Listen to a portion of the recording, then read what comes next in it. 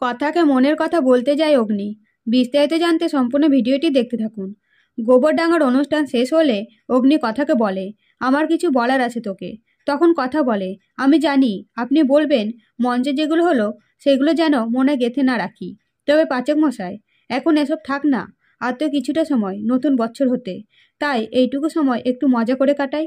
তখন অগ্নি আবারও বলে, কথা আমি তোকে। এই কথা শুনে কথা উৎসাহিত হয়, কিন্তু অগ্নি পরক্ষণে বলে, আমি তোকে ধন্যবাদ জানাতে চাই। এরপরে কথা গোবরডাঙ্গায় নিজের বাড়ি যেয়ে খাবার আয়োজন করে। কিন্তু যখন সকলে জিজ্ঞেস করে কথা কি বানাবে, তখন যেই কথা বলে জবার লাল লাল পোলাও বানাবে।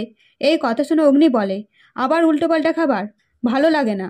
তখন সকলে অগ্নিকে শান্ত করে।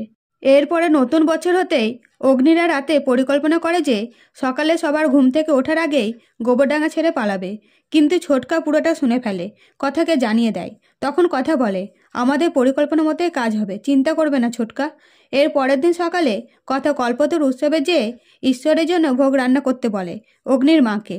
কিন্তু মেজো মা এই কথা শুনে ভোগ রান্না করার পাত্রে লেবুর রস লাগিয়ে দেয়, যাতে দুধ ফেটে যায়। কিন্তু কথা মেজমার কুকীর্তি দেখে ফেলে।